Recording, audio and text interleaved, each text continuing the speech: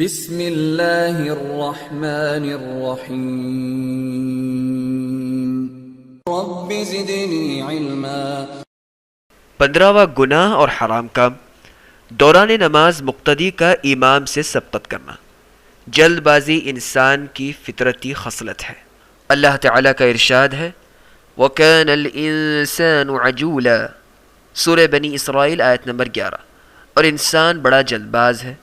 نبی کریم صلی اللہ علیہ وسلم نے ارشاد فرمایا التأنی من اللہ والعجلة من الشیطان، سنن الکبری للبیہقی، جلد نمبر 10 صفحہ نمبر 104، سلسلہ الاحادیث الصحیحہ للالبانی، حدیث نمبر 1795۔ سلیقے سے کام انجام دینا اللہ تعالیٰ کی توفیق سے ہوتا ہے، اور جلد بازی شیطان کی طرف سے ہوتی ہے۔ نماز با جماعت کے دوران آدمی اکثر مشاہدہ کرتا ہے کہ اس کے دائیں بائیں کھڑے متعدد نمازی رکوع، سجدے، تکبیرات اور حتیٰ کہ سلام پھیرنے میں بھی امام سے آگے بڑھ جاتے ہیں، اور بسا اوقات تو یہ مخالفت وہ خود اپنے بارے میں خیال کرتا ہے، اور بہت سے نمازی امام سے سبقت کو بہت معمولی خیال کرتے ہوئے اسے کوئی خاص اہمیت نہیں دیتے، حالانکہ ایک صحیح حدیث میں نبی کریم صلی اللہ علیہ وسلم سے اس کے متعلق بہت ہی سخت وعید منقول ہے۔ آپ صلی اللہ علیہ وسلم نے فرمایا اما يخشى الذي يرفع رأسه قبل الامام ان يحول الله رأسه رأس حمار، صحیح مسلم جلد نمبر 1 صفحہ نمبر 320 تا 321۔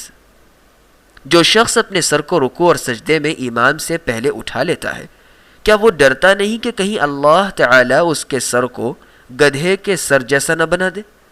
اگر نمازی سے یہ مطلوب ہے کہ وہ نماز پڑھنے کے لیے سکون اور وقار سے چل کر آئے، تو دوران نماز کس قدر سکون اور وقار مطلوب نہ ہوگا؟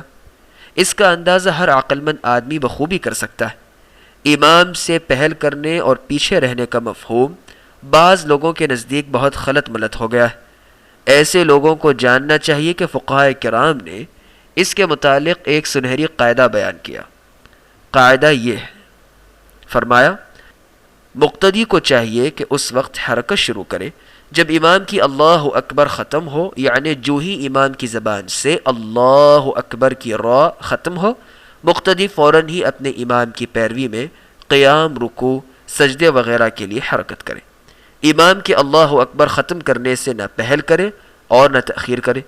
اس طرح سے معاملہ بڑے صحیح طریقے سے چلے گا انشاءاللہ۔ صحابہ کرام رضوان اللہ علیہم اجمعین نبی کریم صلی اللہ علیہ وسلم کی اقتداء و اتباع میں انتہائی درجہ حریص تھے۔ براء بن عازب رضی اللہ عنہ کا بیان ہے کہ انہم كانوا يصلون خلف رسول اللہ صلی اللہ علیہ وآلہ وسلم فإذا رفع رأسه من الركوع لم أرى أحدا يحني ظهره حتى يضع رسول الله صلى الله عليه وسلم جبهته على الأرض ثم يخر من وراءه سجدا، صحیح مسلم حدیث نمبر 474، طبع محمد فؤاد عبد الباقی۔ صحابہ کرام رضی اللہ عنہم رسول اللہ صلی اللہ علیہ وسلم کی اقتداء میں نماز پڑھا کرتے تھے۔ جب آپ رکوع سے سر اٹھا لیتے اور اپنی پیشانی مبارک کو سجدے میں نہ رکھ دیتے، اس وقت تک کوئی صحابی بھی سجدے میں جانے کے لیے اپنی کمر کو نہ جھکاتا۔ آپ کے بعد صحابہ کرام رضی اللہ عنہم سجدے میں جاتے۔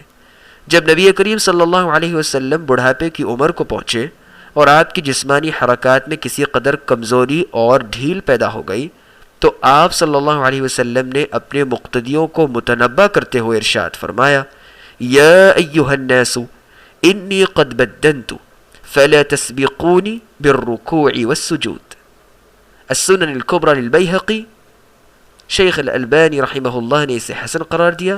دیکھیے ان کی کتاب ارواء الغلیل جلد نمبر 2 حدیث نمبر 290۔ اے لوگو، میرا جسم کسی قدر بھاری ہو گیا ہے، لہٰذا رکوع اور سجدے کرنے میں مجھ سے پہل نہ کرو۔ امام کو بھی چاہیے کہ جب وہ نماز پڑھائے تو اللہ اکبر کہنے میں حد درجہ سنت کی پیروی کرے، جس طرح ابو ہریرہ رضی اللہ عنہ بیان فرماتے ہیں کہ كان رسول الله صلى الله عليه وسلم إذا قام إلى الصلاة يكبر حين يقوم ثم يكبر حين يركع ثم يكبر حين يهوي ثم يكبر حين يرفع رأسه ثم يكبر حين يسجد ثم يكبر حين يرفع رأسه ثم يفعل ذلك في الصلاة كلها حتى يقضيها ويكبر حين يقوم من الثنتين بعد الجلوس.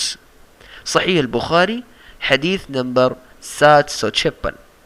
رسول اللہ صلی اللہ علیہ وسلم جب نماز پڑھنے کا ارادہ کرتے تو سیدھے کھڑے ہو کر اللہ اکبر کہتے، پھر رکوع میں جاتے وقت اللہ اکبر کہتے، پھر سجدے کے لیے جھکتے وقت اللہ اکبر کہتے، پھر سجدے سے سر اٹھاتے وقت اللہ اکبر کہتے، پھر دوسرا سجدہ کرتے وقت اللہ اکبر کہتے، پھر دوسرے سجدے سے سر اٹھاتے وقت اللہ اکبر کہتے، پھر نماز ختم ہونے تک باقی تمام رکعات میں بھی اسی طرح ہی کرتے، اور 3 یا 4 رکعات والی نماز میں 2 رکعتوں سے فارغ ہو کر تیسرے کے لیے اٹھتے وقت بھی اللہ اکبر کہتے۔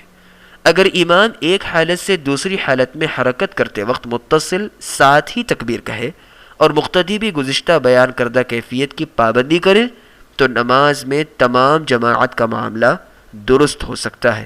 وباللہ التوفیق۔